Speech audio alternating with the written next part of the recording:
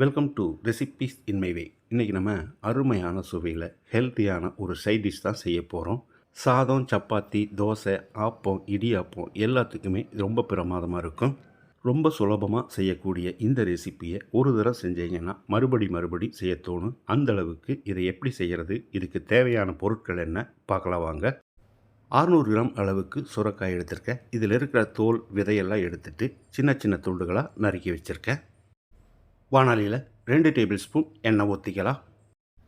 அரை டீஸ்பூன் கடுகு,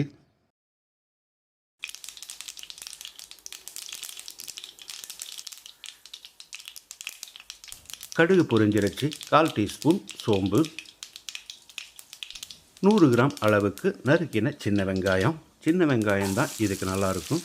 கொஞ்சமாக கறிவேப்பிலை. வெங்காயத்தை கண்ணாடி பதத்துக்கு வதக்கினாலே போதும்.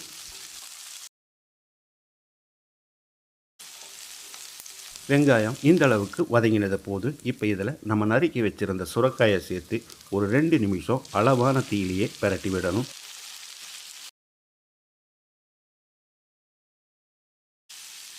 ஒரு 5 நிமிஷம் வேகட்டும், மூடி வச்சிடலாம். இடையில அடிக்கடி கலந்து விடணும்.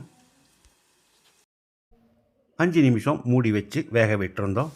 பாதி அளவுக்கு வெந்திருக்கு. இப்போ இதில் ஒரு 3/4 கப் அளவுக்கு காய்ச்சின பாலை ஊற்றி வேக விட்டுறலாம்.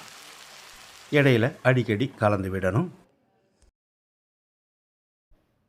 மிக்ஸி ஜாரில் 2 துண்டு பட்டை, 2 கிராம்பு, 2 டீஸ்பூன் சோம்பு, 1 டீஸ்பூன் கசகசா, 2 பல் பூண்டு, 1 இன்ச் அளவுக்கு இஞ்சி, 3 பச்சை மிளகாய், 4 முந்திரி பருப்பு. இதை சேர்க்கும்போது குழம்பு திக்காக வரும்.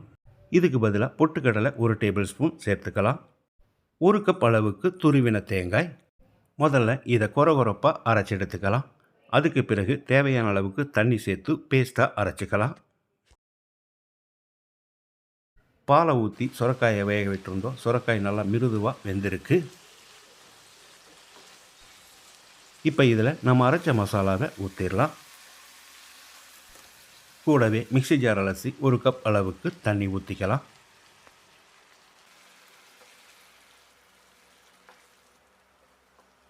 தண்ணி ஊற்றி கலந்து விட்ட பிறகு தேவையான அளவுக்கு உப்பு சேர்த்துக்கலாம். நான் 1 டீஸ்பூன் சேர்க்கிறேன், நீங்கள் பார்த்து போட்டுக்கோங்க. இது ஒரு 5 நிமிஷம் கொதிக்கட்டும். இது நல்லா கொதித்து வந்துடுச்சு. இப்போ ஸ்டவ் ஆஃப் பண்ணிவிட்டு கொஞ்சமாக தேங்காய் எண்ணெய் ஊற்றிட்டு கூடவே பொடியாக நறுக்கின மல்லி இலையும் சேர்த்து கலந்து விட்டு இறக்கிடலாம்.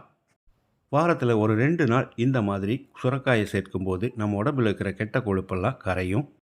அருமையான சுவையில் எல்லாருமே விரும்பி சாப்பிட்ற மாதிரி நான் செஞ்சுருக்கிற இந்த சுரைக்காய் பால் கறியை இதே மாதிரி இதே அளவுகளோடு நீங்கள் செய்து பாருங்கள். இந்த வீடியோ பிடிச்சிருந்தால் லைக் பண்ணுங்கள், கமெண்ட் பண்ணுங்கள், ஷேர் பண்ணுங்கள். சப்ஸ்கிரைப் பண்ணாதவங்க சப்ஸ்கிரைப் பண்ணுங்கள். மறக்காமல் பெல் பட்டனை கிளிக் பண்ணுங்கள்.